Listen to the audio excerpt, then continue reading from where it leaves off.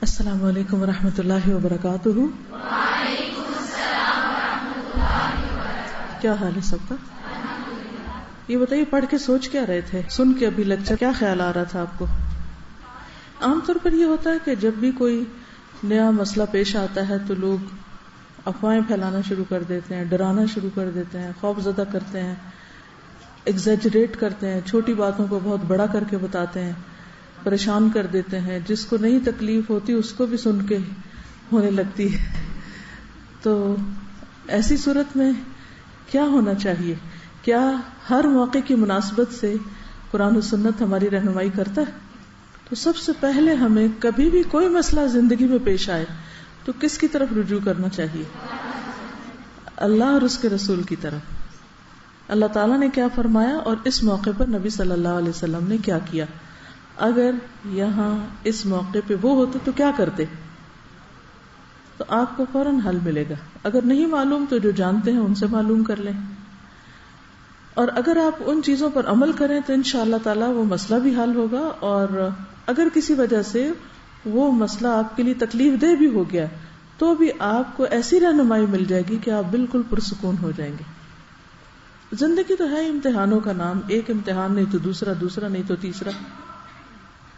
تو اس لیے ایسے تمام مواقع پر صحیح معلومات کا خود ہونا، اپنے لیے ہونا اور پھر دوسروں تک پہنچانا نہایت ضروری ہے، کیونکہ لوگوں میں سب سے زیادہ اچھا انسان وہ ہے جو لوگوں کے لیے زیادہ فائدے کا ہو۔ ٹھیک ہے نا؟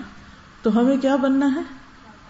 اللہ کی مخلوق کے لیے فائدے کا بننا ہے، نہ کہ جب وہ بیمار ہو، تکلیف میں ہو تو اس وقت ان کو ڈانٹ ڈپٹ اور اسکولڈنگ، کیونکہ بعض اوقات ایسا ہوتا ہے نا کہ کسی کو زکام ہو جائے، گلا خراب ہو جائے تو مائیں ڈانٹنا شروع کر دیتی ہیں، اور کھاؤ یہ چیز، میں نے منع کیا تھا نا، تو بھئی اب ہو چکا جو ہو چکا، آئندہ کے لیے تو ٹھیک ہے لیکن اب اس کا حل سوچو۔ کہتے ہیں اب کیا پچھتائے ہو جب چڑیا چگ گئی کھیت، اب جو ہونا تھا ہو گیا، اب اگلی چیز کو سوچیں۔ اپنے لیے کیا سوچنا ہے؟ احتیاطی تدابیر، دوسروں کے لیے جو بیمار ہو چکے ہیں ان کے لیے اچھے مشورے، اچھا علاج، اس کے طریقے خود بھی بتانا، خود ڈاکٹر نہیں بن جانا، ان کو ڈاکٹرز کی طرف رہنمائی کرنا۔ لیکن ہوتا یہ ہے کہ جب کوئی وبا پھیلتی ہے تو بعض اوقات ہاسپٹلز، ڈاکٹرز کیا ہوتے ہیں؟ بہت مصروف ہو جاتے ہیں، تو ہر شخص کو وہ ایک آئیڈیل طبی سہولت میسر نہیں ہوتی۔ ہمارے اس ملک میں کتنے فیصد عوام کو طبی سہولتیں میسر ہیں؟ نہ ہونے کے برابر۔ تو بہت سارے لوگ اگر کسی تکلیف میں مبتلا ہو جاتے ہیں تو آلٹرنیٹ میڈیسن کیا ہے اس کا خود بھی پتہ ہونا چاہیے اور دوسروں کی بھی رہنمائی کرنی چاہیے۔ آپ دیکھیے کہ آپ سب ماشاءاللہ پڑھتے ہیں طب نبوی۔ طب نبوی جو ہے، نبی صلی اللہ علیہ وسلم نے جو طب کی باتیں، صحت سے متعلق اصول ہمیں دیے ہیں، اگر ہم ان پر عمل کریں تو ہمیں تو بہت دفعہ ڈاکٹر کے پاس جانا بھی نہ پڑے، اور بہت ساری چیزوں کا علاج تو اس طرح بتا دیا چند مختصر چیزوں میں کہ موت کے سوا ہر چیز کا علاج ہے اس میں۔ بعض چیزوں کے بارے میں آپ نے فرمایا نا کہ موت کے علاوہ ہر چیز کے لیے شفا ہے اس میں، اور شفا ہوتی باذن اللہ ہی ہے۔ چلیے یہ تو ایک بات ہو گئی، اور کیا سیکھا آپ نے؟ جی ابھی ریسنٹلی تعلیم القرآن میں آپ نے ان اللہ لا یستحی ان یضرب مثلا ما بعوضۃ فما فوقها، قرآن مجید میں سب سے پہلی مثال جو کسی جانور کے بارے میں بیان ہوئی ہے وہ بعوضہ ہی کی ہے۔ تو اس سے یہ بات بھی سمجھ میں آتی ہے کہ اللہ سبحانہ وتعالی کی ہر مخلوق جو ہے وہ اس کی اپنی ایک حکمت ہے، اس کے اندر اللہ کی قدرت کی نشانی نظر آتی ہے ہمیں، اور کتنی پاورفل ہے۔ بظاہر دیکھنے میں ایک مکھی کو تو ہلکا کہتے ہیں، مچھر اس سے بھی ہلکا ہے، تو انسان بھاگ کے کہاں جا سکتا ہے؟ کیا ریزن ہے کہ مشکل ہم پر آئی ہے؟ دیکھیے دو چیزیں ہوتی ہیں، ایک تو بعض اوقات کوئی بھی مشکل صرف امتحان کے لیے آتی، کوئی ایسا سچ پرٹیکولر ریزن نہیں ہوتی۔ ٹھیک ہے، تعلیم القرآن کی پھر مثال دوں گی، دوسرا پارہ آپ نے شروع کر دیا اور اس میں یہ آیات آئی ہوں گی، وَلَنَبْلُوَنَّكُمْ بِشَيْءٍ مِّنَ الْخَوْفِ وَالْجُوعِ وَنَقْصٍ مِّنَ الْأَمْوَالِ وَالْأَنفُسِ وَالثَّمَرَاتِ، ہے نا یہ؟ کیا معنی ہے اس کا؟ ہم ضرور ضرور تمہارا امتحان لیں گے، تمہیں آزمائیں گے، بشیء ساتھ کسی بھی چیز کے. کون کون سی چیز؟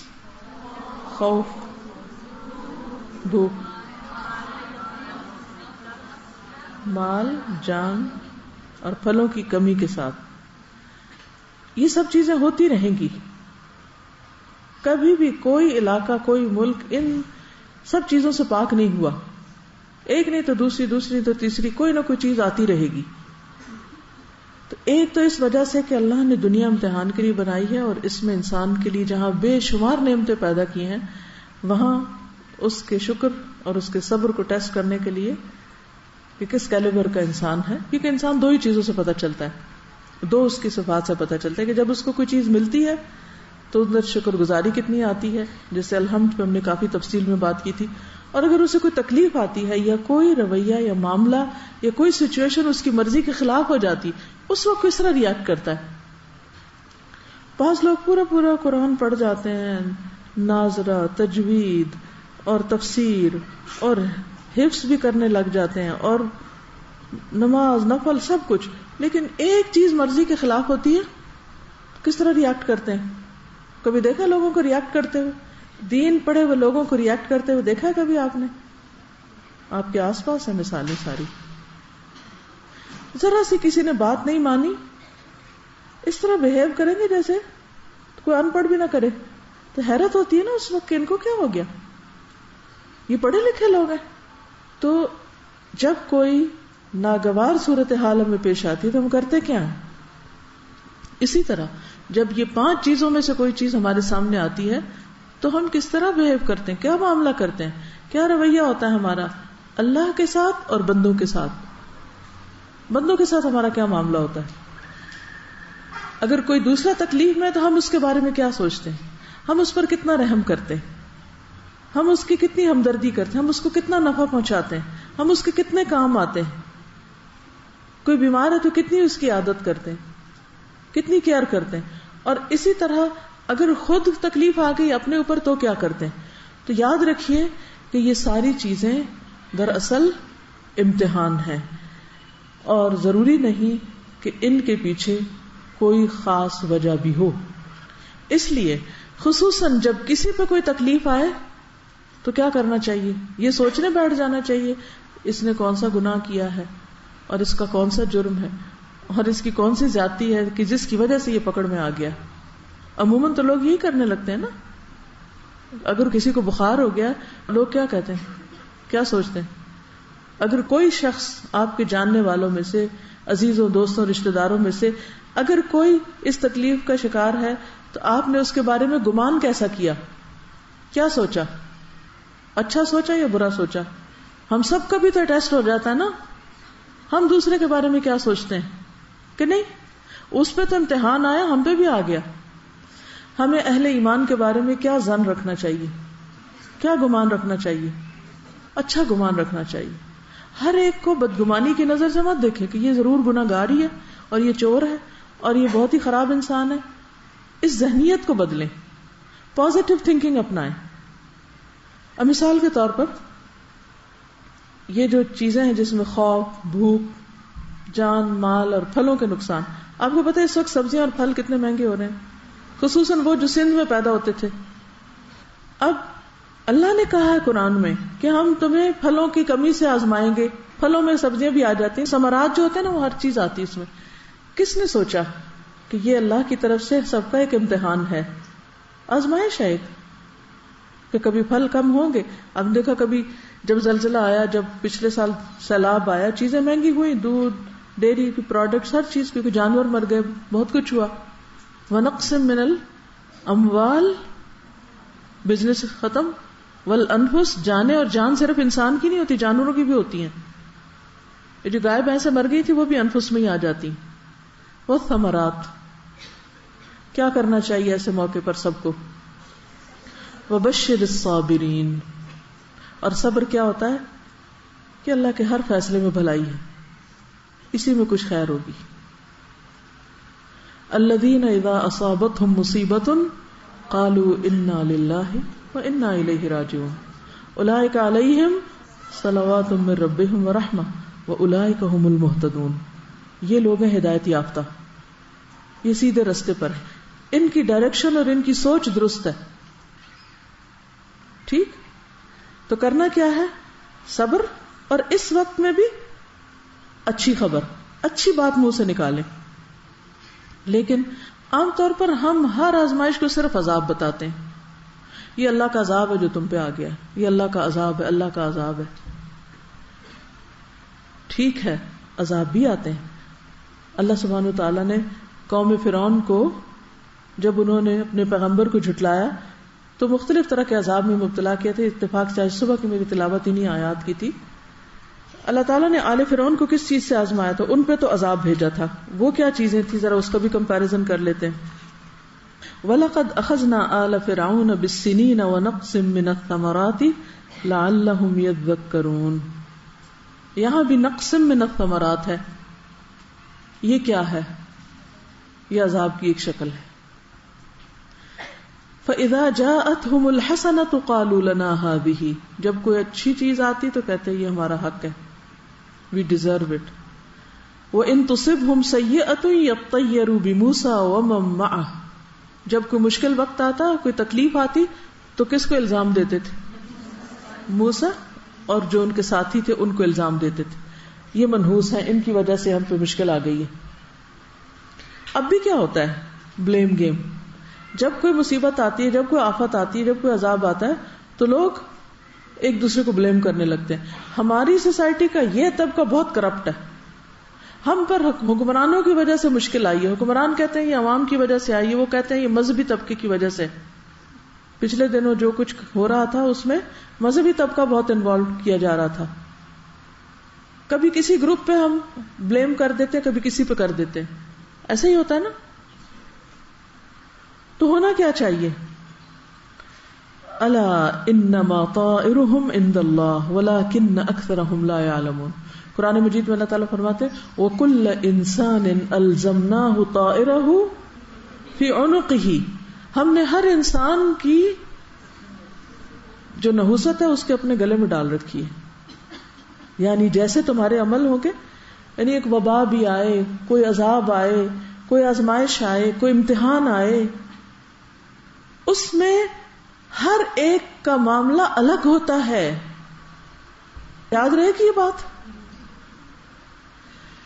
ایک وبا پھیلی، کچھ لوگوں کے لیے وہ کیا ہے؟ عذاب ہے، اور کچھ لوگوں کے لیے کیا ہے؟ وہ امتحان ہے، آزمائش ہے. کیونکہ اس وبا میں، اس امتحان میں نیک و بد سب پس جاتے ہیں. جب ایک حدیث میں آتا ہے نا کہ قیامت کے قریب ایک لشکر آئے گا جو کعبہ کو تباہ کرنے کی غرض سے، تو وہ کیا ہوگا ان کا؟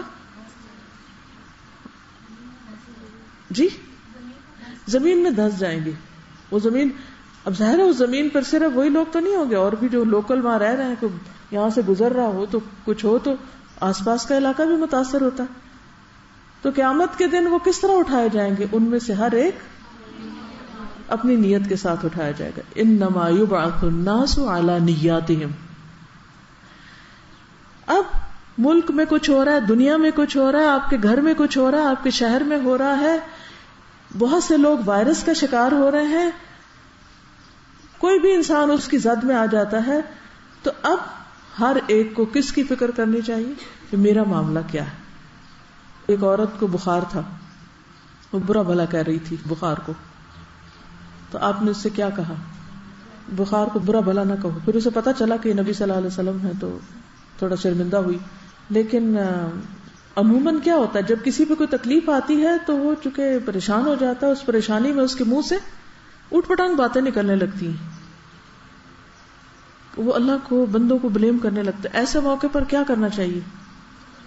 کسی بھی بیماری کو برا بھلا کہنے کی بجائے کیا کرے انسان؟ صبر کرے، علاج کرے، اللہ سے مدد مانگے، دعا کرے، صدقہ خیرات کرے. ٹھیک ہے نا؟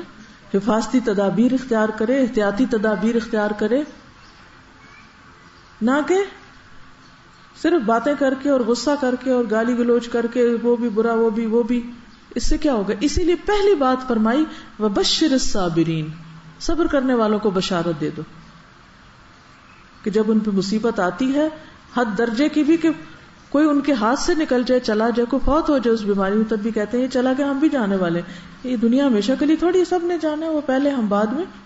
قبرستان کے پاس سے گزرنے کی دعا میں کیا آتا ہے؟ تم پہلے جا چکے, ہم تمہارے پیچھے آ رہے ہیں ہم بھی. یہاں بیٹھنے کے لیے کوئی بھی نہیں آیا. اصل چیز ہے کسی بھی تکلیف اور آزمائش کے وقت ہماری سوچ, ہماری تھنکنگ, ہمارا نظریہ, ہمارا خیال, ہمارا گمان, پھر ہمارا عمل, ہمارا رویہ اور ہمارا طریقہ, اس پہ توجہ دینے کی ضرورت ہے. ٹھیک ہے؟ پھر کیا ہوا؟ ہاں ہمارا بول, یعنی گمان کے علاوہ بولتے کیا ہیں, ہم کہتے کیا ہیں. پھر کیا ہوا؟ وَقَالُوا مَهْمَا تَأْتِنَا بِهِ مِنْ آيَةٍ لِتَسْحَرَنَا بِهَا فَمَا نَحْنُ لَكَ بِمُؤْمِنِينَ. تم چاہے کوئی بھی نشانی لے آؤ کہ جس سے تم ہمیں مسحور کرو, ہم نہیں ماننے کے. تو آخر کار اللہ تعالیٰ نے فَأَرْسَلْنَا عَلَيْهِمُ الطُّوفَانَ, اب ان پہ عذاب آ گیا طوفان کا. والجراد, ٹڈیاں, والقمل, جوئیں, والضفادع, مینڈک, والدم, خون, آیات مفصلات, کھلی کھلی نشانیاں. فاستکبروا, پھر بھی تکبر کیا. وکانوا قوما مجرمین, اور وہ مجرم لوگ تھے. اصل کیا میٹر کرتا ہے؟ رویہ. اللہ نے امتحان, اس کو امتحان کہیں, آزمائش کہیں, عذاب کہیں, کچھ بھی کہیں, کس لیے بھیجا تھا؟ تاکہ لعلہم یتضرعون, وہ عاجزی زاری اختیار کریں, توبہ کریں, استغفار کریں, اللہ کی طرف رجوع کریں, معافی مانگیں. لیکن انہوں نے کیا کیا؟ فاستکبروا, مان کے نہ دیا اور اپنی اصلاح نہ کی. تو اس سے کیا پتا چلتا ہے اصل مصیبت کیا ہے؟ بخار نہیں, اصل مصیبت ہمارا رویہ ہے. بخار تو آ کے چلا جائے گا, وائرس آتا ہے چلا جاتا ہے, کبھی فلو پھیل جاتا ہے, کبھی سب کسی طرح بیمار ہو جاتے ہیں, کبھی کسی طرح. لیکن اصل چیز کیا ہے کہ ہم کیا کرتے ہیں. ٹھیک ہے, اب جو بیمار ہیں ان کا بھی امتحان ہے, اور جو نہیں ہے ان کا بھی امتحان ہے. کرتے کیا ہو. ٹھیک ہے, کرنے کے کام چند ٹپس آپ کو بتا دیتی ہوں احادیث کی روشنی میں, صرف ڈینگو وائرس کے لیے نہیں, اوور آل. ٹھیک. عن جابر بن عبد الله قال سمعت رسول الله صلی اللہ علیہ وسلم يقول غط الاناء واوق السقاء فان في السنة ليلة ينزل فيها وباء لا يمر باناء ليس عليه غطاء او سقاء ليس عليه وقاء الا نزل فيه من ذلك الوباء. یہ ہمارے دین نے تعلیم دی ہے. حضرت جابر روایت کرتے ہیں کہ میں نے سنا رسول اللہ صلی اللہ علیہ وسلم فرماتے تھے برتن ڈھانپ دو, مشک بند کر دو. مشک بند کر دو یعنی پانی کے جو ٹینک وغیرہ ہیں ان کو بند کر دو, اس لیے کہ ہر سال میں ایک رات ایسی ہوتی ہے جس میں وبا اترتی ہے. اللہ کی طرف سے ایک امتحان آتا ہے, پھر وہ وبا جو برتن کھلا پاتی ہے یا مشک کھلی پاتی نہیں, پانی کی, اس میں سما جاتی, اس میں گھس جاتی. مچھر غریب کیا کرے گا, وہ تو اللہ کی طرف سے نازل ہوا ہے, اور اللہ نے پہلے ہی بتا دیا تھا. قصور کس کا؟ ہمارا, ہم نے پڑھا ہی نہیں دین. وہ تو پہلے ہی بتا رہے ہیں کہ برتن ڈھانک کے سویا کرو, رات کو سب برتن کیا کرو, ڈھک دو. پانی ڈال کے رکھا ہے تو ننگا مت رکھو, اس کو ڈھک دو, چاہے کسی ٹیشو پیپر سے ہی ڈھک دو, چاہے کسی برتن سے ڈھک دو. کوئی بھی چیز, پانی کا ٹینک کھلا رکھنے کا کوئی جواز ہے ہمارے دین میں؟ قطعاً نہیں ہے. حالانکہ مشک جو ہوتی ہے اس کا تو منہ کتنا چھوٹا ہوتا ہے, اس کو بھی بند کر کے رکھو. کیا سمجھ آیا؟ پیچھے سے کوئی بتایا مجھے کیا کرنا چاہیے. رات کو, ایون دن کو بھی کیا کریں, چیزیں برتن ڈھانپ کے رکھیں. لیکن خصوصاً رات کا ذکر ہے کہ ایک رات ایسی ہوتی ہے سال میں, every year, it's an annual virus جو نازل ہوتا ہے, اور جو برتن کھلا ہوتا ہے اس میں گھس جاتا ہے. پھر بندہ اس میں سے پانی پی لیتا ہے, پھر اس میں سے نہا لیتا ہے, دیٹ از کنٹامینیٹڈ واٹر. اب سائنس تو اس کی کوئی توجیہ نہیں کر سکتی بعض اوقات, لیکن اللہ کی طرف سے ایک امتحان ہے. پھر آپ دیکھیے ایک اور حدیث ہے, نبی صلی اللہ علیہ وسلم جب مدینہ تشریف لے گئے تو وہاں پر یہ ہوا کہ وہ مدینہ کی زمین جو تھی وہ وبائی زمین تھی. پورے عرب میں سب سے زیادہ وبائیں جو تھی وہ مدینہ میں ہوتی تھی. ارض الوبا تھی. جب صحابہ وہاں پر گئے تو بیمار پڑ گئے, ایک ایک کو بخار.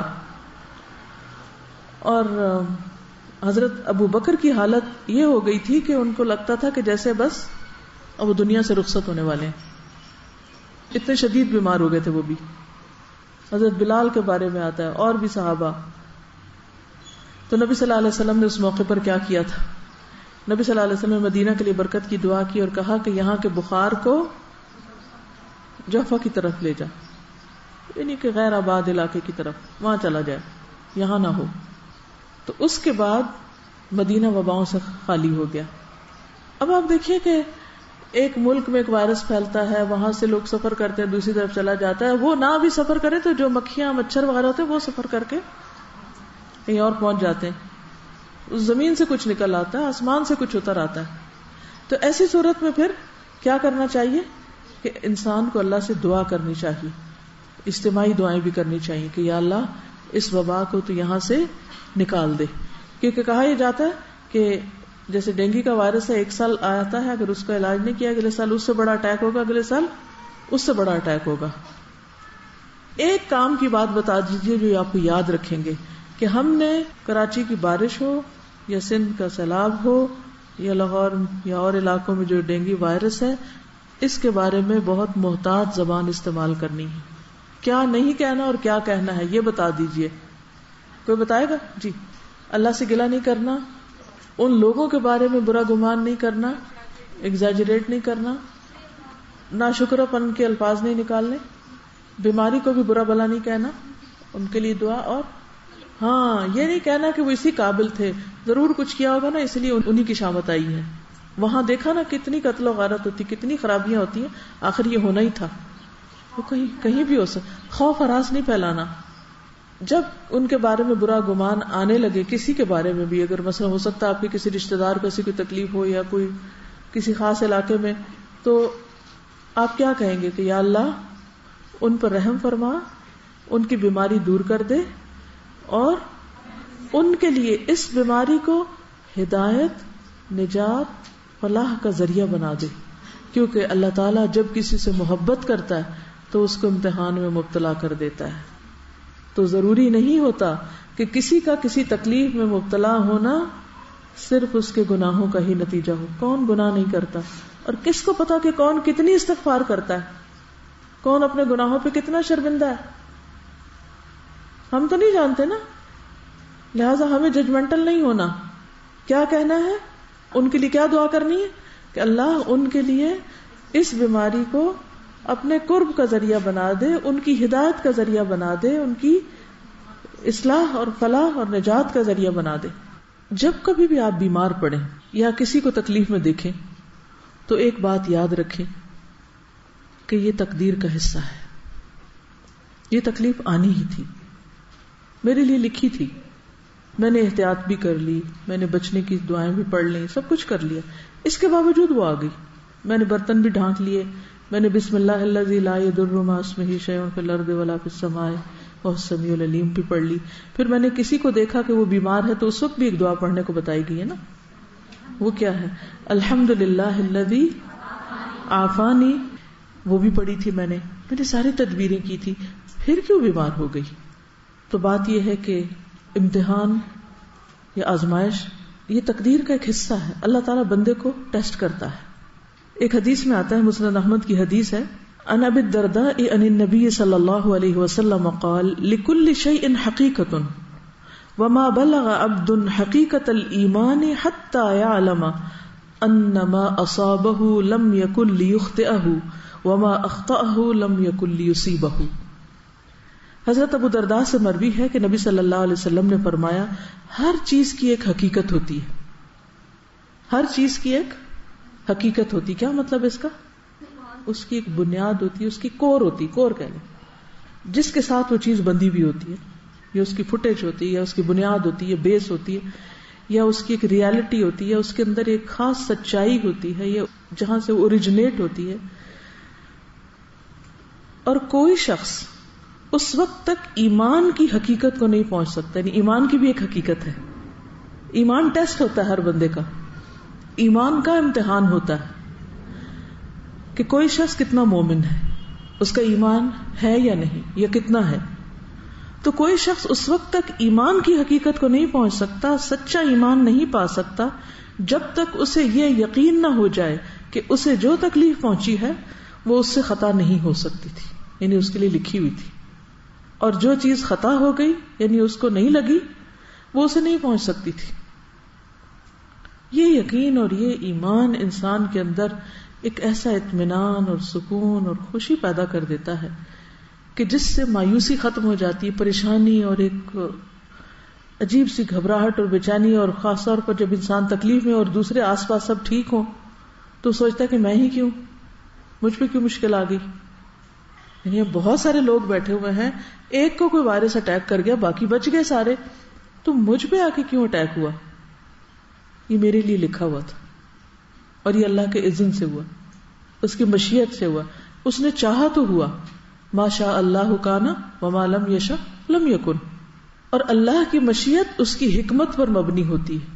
اس کا کیا مطلب ہے کہ جو اللہ چاہتا ہے وہ ظلم سے نہیں چاہتا. وما اللہ یرید ظلما للعباد. اللہ بندوں کے ساتھ ظلم کا ارادہ نہیں رکھتا. اگر وہ کسی تک کوئی کسی تکلیف کے پہنچنے کی اذن دیتا ہے, اجازت دیتا ہے کہ ہاں پہنچ جائے, وہ اس کو لگ جائے جا کے, تو اس کے پیچھے کوئی حکمت ہوتی. سم ٹائم ہمیں سمجھ آ جاتی, سم ٹائم ہمیں سمجھ نہیں آتی, اور ہم پریشان ہو اٹھتے ہیں کہ میرے ساتھ ایسا کیوں ہوا. کبھی آپ نے کسی کو یہ کہتے ہوئے سنا, وائی می؟ بہت دفعہ کہتے ہیں نا, وائی می, میرے ساتھ یہ کیوں ہو گیا. اس کا اصل جواب تو اللہ کے پاس ہے, اور اس کے پیچھے کوئی حکمت ہے. لیکن ہمیں کیا یقین رکھنا چاہیے کہ ہمارا رب ہم پر ظلم نہیں کرتا. وہ ہمارے حق میں 70 ماؤں سے بڑھ کر مہربان ہے. اس نے اگر یہ فیصلہ میرے حق میں کیا کہ یہ بیماری مجھے لگے, تو اس میں بھی ضرور کوئی بھلائی ہے. وہ بھلائی جس وقت مجھے نظر نہیں آ رہی. اس کا یہ مطلب نہیں کہ انسان بیماریاں مانگنا شروع کر دے کیونکہ بیماری آتی ہے تو کوئی بھلائی آتی ہے اس لیے یا اللہ ایسا ہو جائے, یہ نہیں کہنا چاہیے, کیونکہ اللہ تعالیٰ کو عافیت کی دعا بہت پسند ہے. لیکن اگر آ گئی تو اس میں پھر اللہ سبحانہ و تعالیٰ کے ساتھ حسن ظن رکھنا چاہیے کہ اس میں میرے لیے خیر ہے. اور پھر کوئی بھی وبا جب پھیلتی ہے, وبا کیا ہوتی ہے آپ بتائیں گے؟ وبا کس کو کہتے ہیں؟ میں وبا بول رہی ہوں, ایسا نہ ہو کہ لوگوں کو یہ پتا نہ ہو وبا کس کو کہتے ہیں. بیماری, ایپیڈیمک ڈیزیز جو ہوتی ہے, ایک سے دوسرے کو جو ٹرانسفر ہو جاتی ہے, لگ جاتی ہے, اور بہت سارے لوگوں کو لپیٹ میں لے جسے وائرس پھیل جاتا ہے.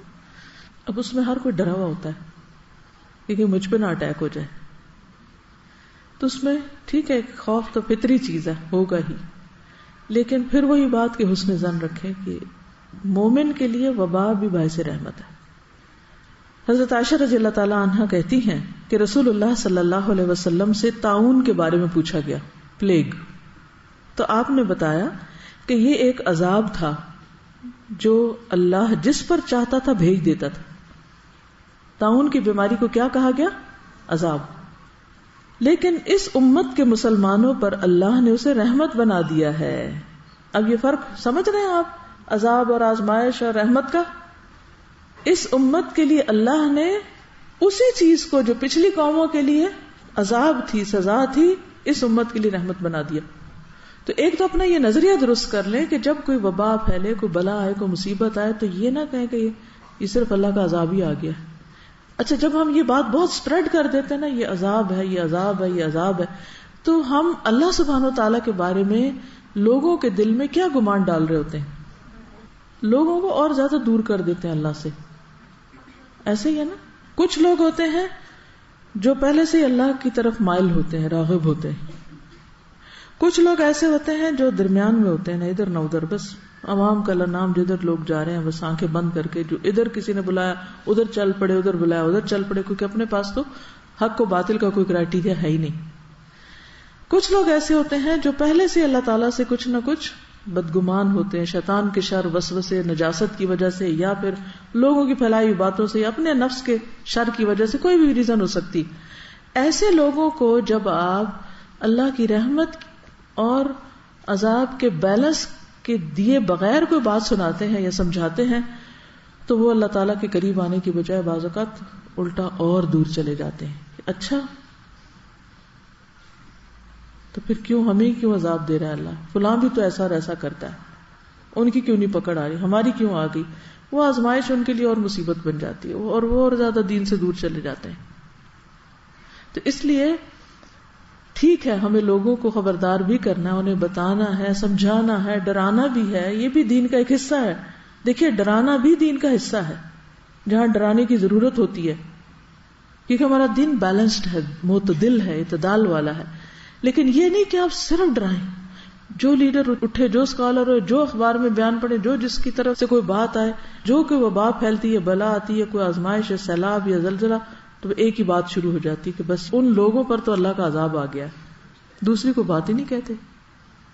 تو کیا یہ حدیث آپ کو یاد رہے گی کہ طاعون جس کو نبی صلی اللہ علیہ وسلم نے خود عذاب بتایا, فرمایا اس امت کے لیے رحمت ہے.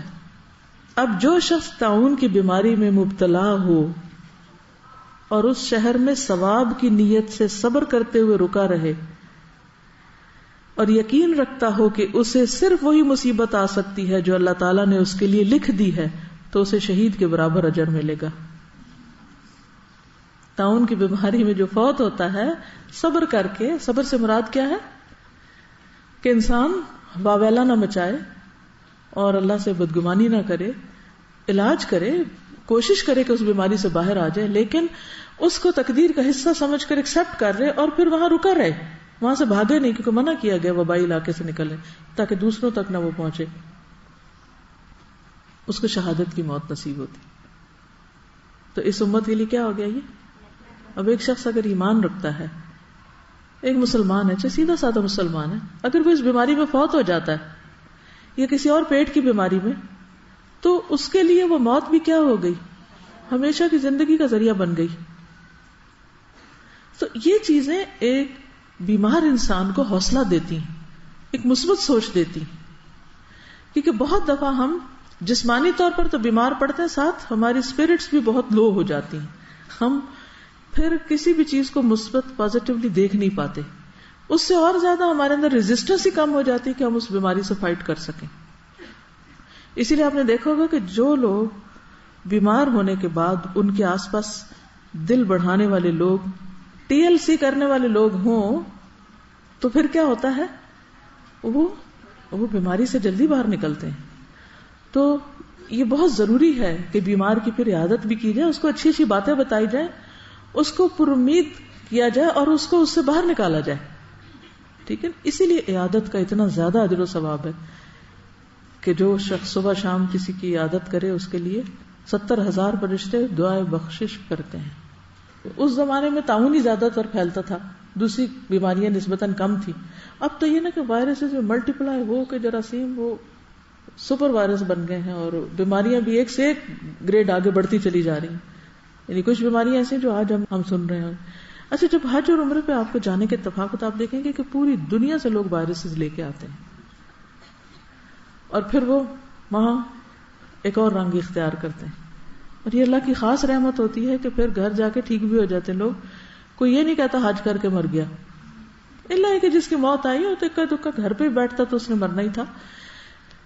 لیکن ضروری نہیں ہے کہ کوئی بیماری لگ کے انسان کو مصیبت میں ہی مبتلا کرے, اس کے لیے خیر کا بھی باعث بن جاتی. ڈر سے حج سے پرہیز نہ کریں کہ وہاں وائرسز ہوتے ہیں. ان مال اسری یسرا. پھر اسی طرح یہ ہے کہ جب پھر انسان بیمار ہو تو دعا کرے. نبی صلی اللہ علیہ وسلم نے فرمایا دعا اس مصیبت کے لیے بھی فائدہ مند ہے جو نازل ہو چکی اور اس کے لیے بھی جو بھی نازل نہیں ہوئی. جن کو بیماری لگ چکی وہ بھی دعا کریں اور جو بچے ہوئے ہیں وہ بھی دعا کریں. لہٰذا اے اللہ کے بندو دعا کو لازم پکڑو. پھر ہے صدقہ کرنا. نبی صلی اللہ علیہ وسلم نے فرمایا داووا مرضاکم بالصدقہ, اپنے مریضوں کا علاج صدقے کے ذریعے کرو. ہمارے ہاں عام طور پر صدقہ کیا جاتا ہے, لیکن کس کا؟ کالے بکرے کا. تو شرط نہیں ہے، بنی اسرائیل کی طرح گائے کا رنگ مقرر نہیں کیا گیا، مشکل میں نہیں ڈالا گیا، جو مل جائے اس کو کرو، بکرا کرو، بکری کرو، کچھ بھی کرو جو میسر ہے. لیکن صدقہ جو ہے یہ علاج بتایا گیا ہے بیماریوں کا، چاہے روحانی بیماریاں ہوں، چاہے ڈپریشن ہو، چاہے دل کی پریشانی ہو، چاہے کوئی جسمانی مرض ہو. تو اس نیت سے صدقہ کرنا کہ اس سے بیماری دور ہو جائے درست ہے. اور اس کے لیے ضروری نہیں کہ کسی کے سر پہ 100 روپیہ گھما کے کسی فقیر کی مٹھی میں دے، وہ سر پہ بارتے ہیں نا، یہ من گھڑت باتیں. تو خاموشی سے کچھ بھی کر سکتے ہیں، ایون ڈیبٹ کارڈ سے آپ پیسے سینڈ کر سکتے ہیں. حضرت عثمان بن عفان کہتے ہیں کہ میں نے رسول اللہ صلی اللہ علیہ وسلم سے سنا، آپ فرماتے تھے جس نے شام کو بسم اللہ الذی لا یضر مع اسمہ شیء فی الارض ولا فی السماء وہو السمیع العلیم 3 بار پڑھ لی، اسے صبح تک اچانک مصیبت نہیں آئے گی. اور جس نے صبح کے وقت 3 بار یہ دعا پڑھ لی، اسے شام تک کوئی اچانک مصیبت نہیں آئے گی. اس لیے دن کے دونوں کناروں پر یا رات کے دونوں کناروں پر کیا کریں، 3 بار یہ دعا پڑھتے رہیں. حفاظت کی دعائیں پڑھیں، اللہ سے عافیت کا سوال کریں. اللہم انی اسألک العافیۃ فی الدنیا والآخرہ، اللہم انی اسألک العفو والعافیۃ فی دینی و دنیای و اہلی و مالی، اللہم استر عوراتی و آمن روعاتی، اللہم احفظنی من بین یدی و من خلفی وعن یمینی وعن شمالی ومن فوقی واعوذ بعظمتک ان اغتال من تحتی. یہ دعا صبح شام کی دعاؤں میں وإیاک نستعین میں لکھی ہوئی ہے، اس کو آپ زبانی یاد کر لیجیے. صبح شام ایک دفعہ پڑھیے تو انشاءاللہ بہت سی چیزوں سے آپ حفاظت میں رہیں گے. ماشاءاللہ بہت لوگوں کو آتی، جن کو نہیں آتی وہ پیچھے نہ رہیں، ٹھیک ہے، وہ بھی یاد کر لیں. پھر اسی طرح یہ ہے کہ جب ایسی گھبراہٹ ہو، بیمار کو بے چینی ہو، اضطراب ہو کہ اس کو چین نہ آ رہا ہو، تو اس وقت حضرت اسماء بنت امیس کہتی ہیں کہ رسول اللہ صلی اللہ علیہ وسلم نے مجھ سے فرمایا کیا میں تمہیں ایسے کلمات نہ سکھاؤں جو تم مصیبت اور تکلیف کے وقت پڑھو تو پھر کیا ہوگا، تکلیف اور ٹینشن دور ہو جائے گی. یہ آگے حدیث کے الفاظ نہیں ہیں، آپ نے صرف اتنا فرمایا تھا الا اعلمکی کلمات تقولینہن عند الکرب او فی الکرب، تکلیف کے وقت یہ ذکر کرو. یہ نبی صلی اللہ علیہ وسلم کا سکھایا ہوا ذکر. تو مریض کو آپ یہ لفظ 4 سکھا دیں. کیا ہے؟ اللہ اللہ ربی، یہ پہلے ہی آتا ہوگا مریض کو، بس کہلوا دیں اس کو، اللہ اللہ ربی لا اشرک بہ شیئا. یہ خاص طور پہ بیماری میں اس لیے پڑھنے چاہیے کہ اس وقت انسان کو طرح طرح کے مشورے ملتے ہیں. اس بابے کے پاس چلے جائیں، یہ تعویذ باندھ لیں، یہ گرے لگا کے یوں کر لیں، اس کا نظر اس طرح اتار دیں، لال مرچیں جلا لیں وغیرہ وغیرہ. تو اس سے یہ ہے کہ انسان کو پھر کیا فائدہ ہوتا ہے جب کہتا ہے نا انسان میں کسی کو شریک نہیں ٹھہراتا، تو اس سے انسان کے لیے ایک سکون اور راحت کا باعث ہوتا ہے اور انسان غلط طریقہ علاج سے بھی بچ جاتا ہے. جب کوئی بیمار ہوتا ہے نا، اس کو شیطان یہ وسوسہ ضرور ڈالتا ہے کہ تمہیں نظر لگ گئی ہے، جادو ہوگی. ضروری تو نہیں کہ جادو ہوگی، تو پھر وہ بندہ بدگمانی کرنے لگتا ہے، اچھا کون ہوگا، میرے خیال ہے یہ، اور اپنے قریب والوں میں بدگمانی شروع کر دیتا ہے. تو پھر اس سے ایک تو انسان کی جان جائے اور دوسرا ایمان جائے، تو یہ بہت نقصان دہ چیز ہے، اس سے بچنا چاہیے. ہر قسم کے کرب، تکلیف، پریشانی، بیماری میں عام طور پہ یہ سوچا جاتا ہے تو ساتھ ہی یہ پڑھنا چاہیے کہ اللہ میں شرک سے بچنا چاہتا ہوں، کیونکہ شیطان اس وقت زیادہ حملہ آور ہوتا ہے جب انسان کمزور ہوتا ہے کسی بھی وجہ سے، چاہے غم سے، کہ دکھ، پریشانی، کرب، بیماری وغیرہ کی وجہ سے. ایک اور بات یاد رکھیے کہ جو آپ کا حوصلہ بڑھائے گی کہ کسی بھی تکلیف کا آنا اللہ کی ناراضگی نہیں بلکہ اللہ کی محبت کا ذریعہ بھی ہے. حدیث میں آتا ہے نبی صلی اللہ علیہ وسلم نے فرمایا بڑا اجر بڑی مصیبت کے ساتھ ہوتا ہے. بڑا اجر بڑی مصیبت کے ساتھ. اور بے شک اللہ جب کسی قوم سے محبت کرتا ہے، اللہ جب کسی قوم سے محبت کرتا ہے تو اسے کسی مصیبت میں مبتلا کر دیتا ہے. کتنی مثبت سوچ پیدا کی گئی. تو جو کوئی اس پر اللہ کی رضا کے لیے راضی ہو گیا کہ اچھا اللہ میں نے قبول کر لیا، آپ راضی تو میں بھی راضی، اس کے لیے رضا ہے، اللہ اس سے اور راضی ہو جاتا ہے. اور جو اس سے ناخوش ہوا، وائی می، تو اس کے لیے اللہ کی ناخوشی ہے. مثلا آپ کسی کے بارے میں سوچ رہے ہیں کہ اچھا یہ فلاں شخص، اس کو یہ تکلیف ہے، ضرور اس نے کوئی غلط کام کیا ہوگا اور اس پر اسی وجہ سے اللہ کی طرف سے کوئی سزا آ گئی ہے، عذاب آ گیا ہے، مصیبت آ گئی. حالانکہ ہو سکتا ہے کہ یہ بات آپ کی بالکل 100% غلط ہو. اس شخص پر وہ تکلیف اللہ کی محبت کی علامت کے طور پر آئی ہو. ہم کون ہیں؟ اسی لیے کہتے ہیں نا کہ ججمنٹل نہیں ہونا چاہیے. ہمیں کوئی حق نہیں پہنچتا کہ ہم کسی کے بارے میں کوئی فیصلہ کریں، کوئی فتویٰ دیں. سمجھ گئے؟ کیا ہم ایسے ہی سوچتے ہیں جو یہ حدیثیں بتاتی ہیں؟ اسی طرح سوچتے ہیں؟ ہمارا معاشرہ اسی طرح سوچتا ہے؟ کیا واقعی ہم مسلمان ہیں؟ ہم اسلام کے مطابق زندگی بسر کر رہے ہیں؟ ہم قرآن و سنت کے مطابق زندگی بسر کر رہے ہیں؟ ہماری سوچیں بالکل الٹ ہوتی ہیں. کوئی بیمار ہو، کسی پہ تکلیف آ جائے، کسی کا کوئی فوت ہو جائے، کسی چیز سے کوئی محروم ہو جائے تو ہم کہتے ہیں آ گیا نا اللہ کی پکڑ میں.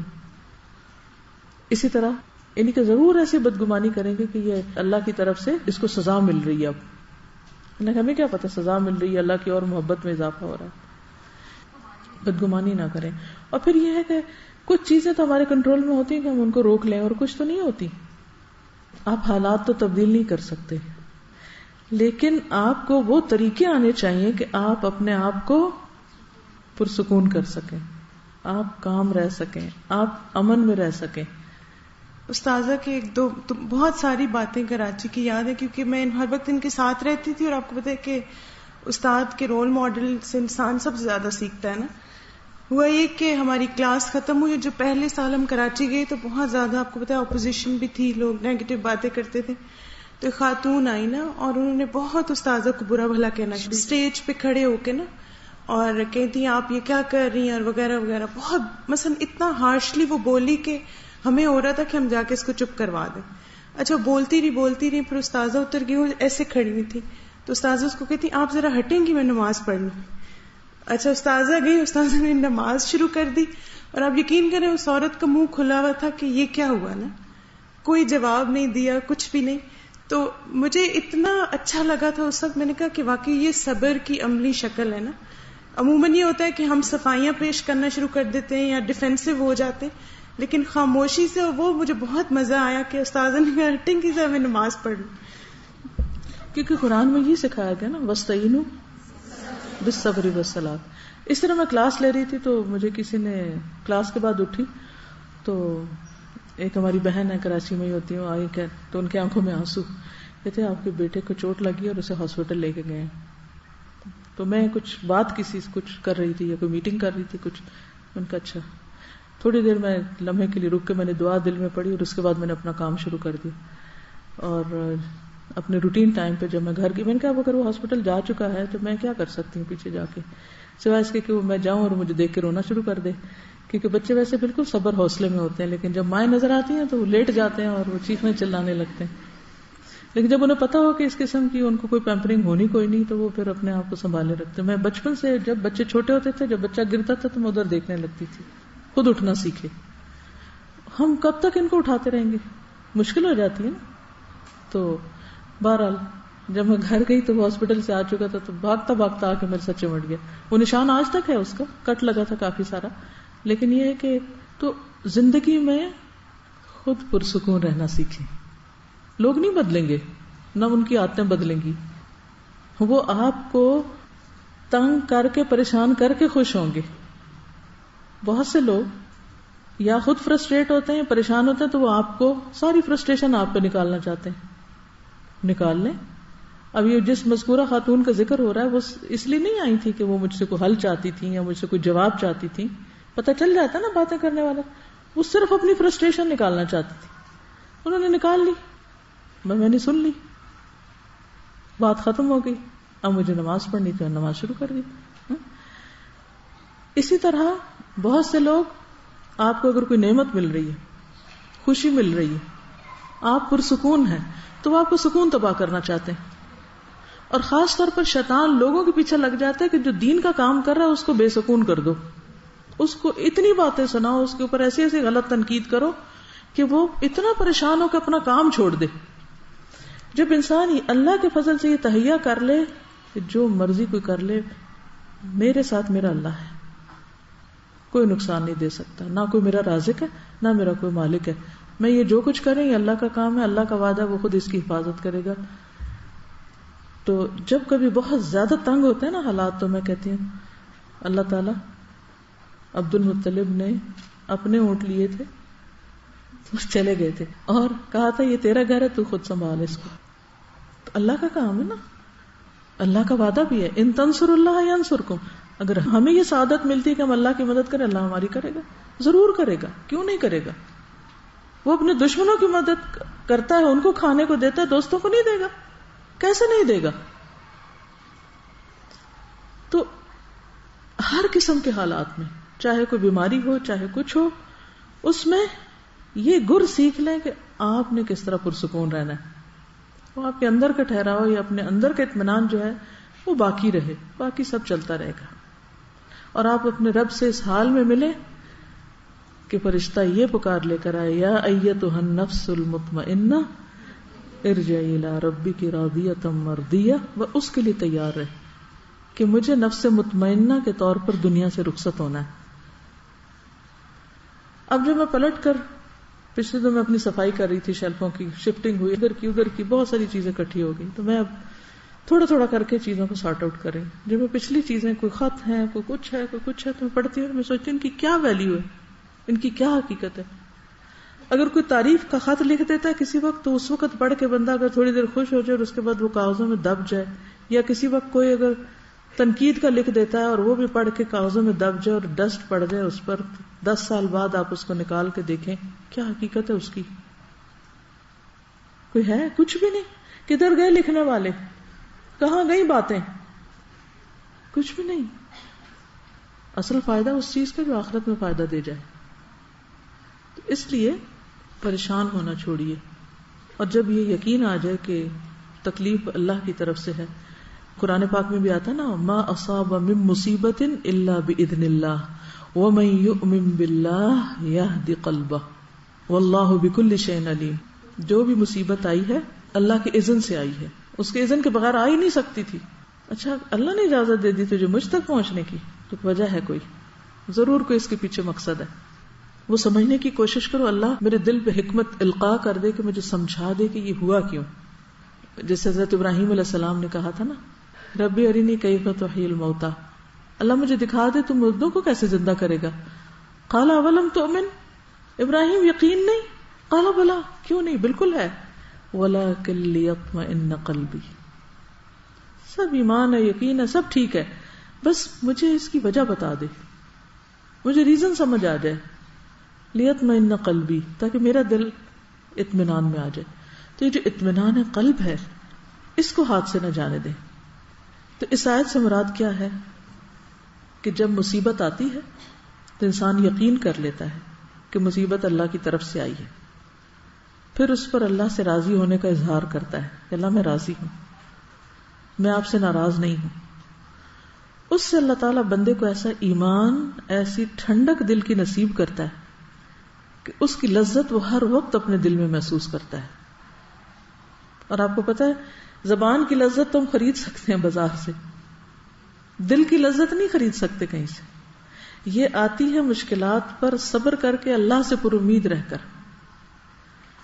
اور پھر اللہ کا وعدہ ہے ان اللہ مع الصابرین، جو صبر کرتا ہے اس کو اللہ کی مدد حاصل ہو جاتی، اللہ ان لوگوں کے ساتھ ہے. اور پھر واللہ یحب الصابرین، اللہ کو صبر کرنے والے پسند ہیں، اللہ ان سے محبت کرتا ہے. جب آپ صبر کرتے ہیں اللہ آپ سے محبت کرتا ہے. اس سے بڑی کوئی چیز چاہیے کہ اللہ آپ سے محبت کر رہا ہو؟ بہت بڑی نعمت ہے. اور پھر آخرت میں کیا ملے گا؟ انما یوفی الصابرون اجرہم بغیر حساب. یہ کیسے ہوتا ہے؟ نہ وہ ناپا جائے گا، نہ تولا جائے گا، نہ گنا جائے گا. بغیر حساب کیا ہوتا ہے؟ لکھ لیں 3 لفظ یاد رکھیے، نہ ناپا جائے گا، نہ تولا جائے گا، نہ گنا جائے گا. کبھی کوئی چیز ایسی ملی آپ کو، جائیں بازار کہ دکاندار کے اچھا جو دینا پیسہ دے دیں اور جتنا چاہیے اٹھا لیں؟ دنیا میں تو ایسے کوئی نہیں دیتا.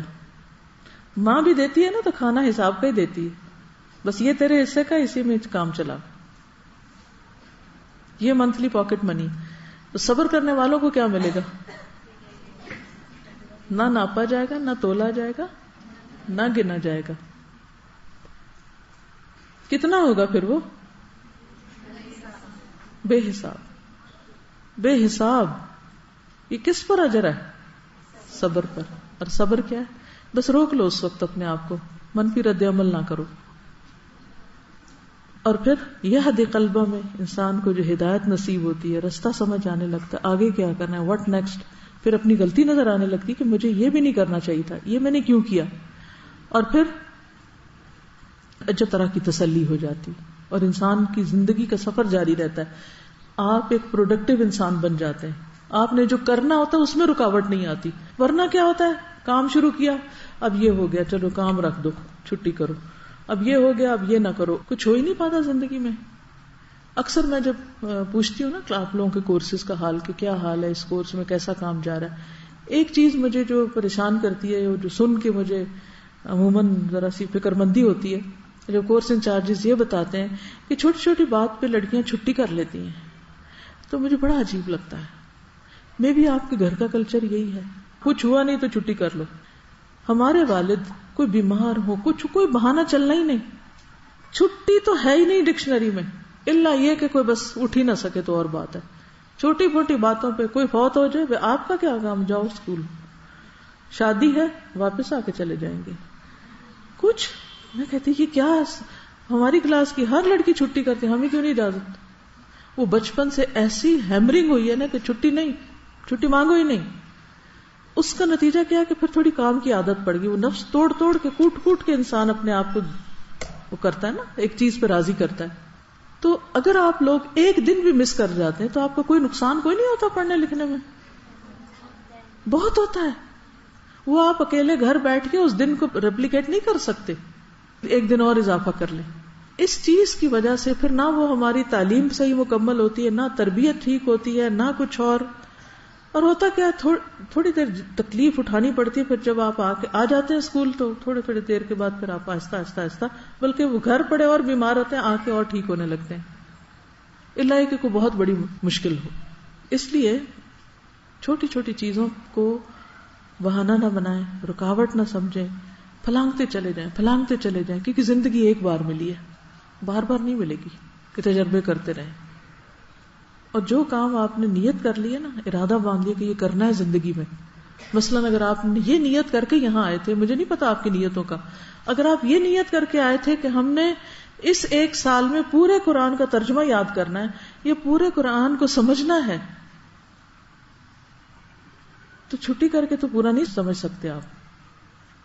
بریک کر کے توڑ کے تو بات نہیں بنتی. مثلاً کوئی آپ سے 1000 روپے قرض لیتا ہے اور جب لوٹاتا ہے کبھی 100 دے دیتا ہے، کبھی 50 دے دیتا ہے، کبھی 200 دے دیتا ہے، توڑ کے گیپ کر کے دیتا ہے. آپ کو کچھ لگتا ہے کہ آپ کو کچھ پیسے واپس ملے؟ اسی طرح اگر آپ کھانا کھا رہے ہیں، 2 نوالے لیے، پھر اٹھ کے وہ کیا، پھر آگے، پھر وہ کیا، پھر ایسا کھانا بھوک مٹاتا؟ نہیں مٹاتا.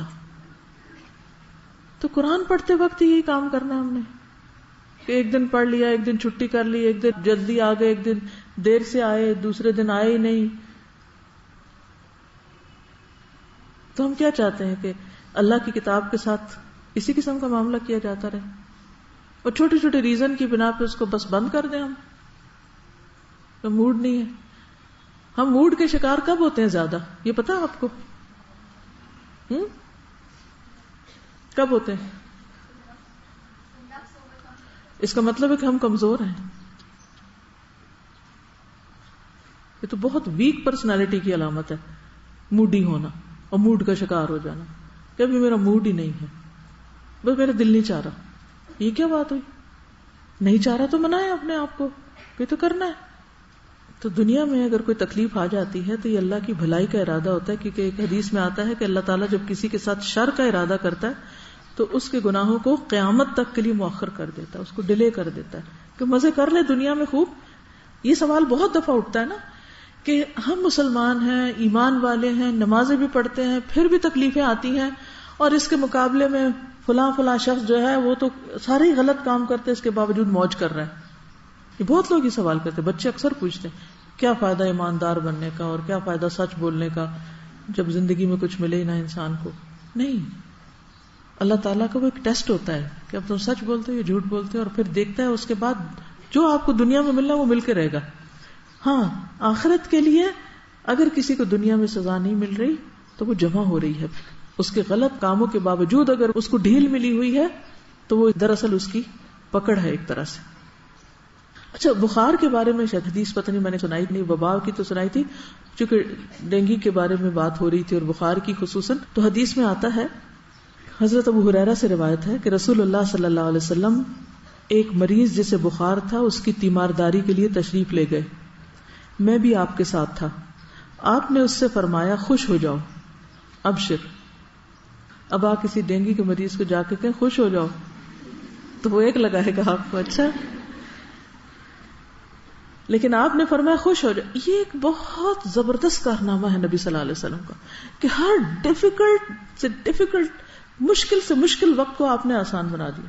یہ ہمارے دین کی آسانی کا خوشخبری ہے. اللہ تعالیٰ فرماتے ہیں کہ یہ بخار میری آگ ہے جسے میں اپنے بندے مومن پر دنیا میں مسلط کرتا ہوں تاکہ اس کی آخرت والی آگ کے عذاب کا بدل بن جائے.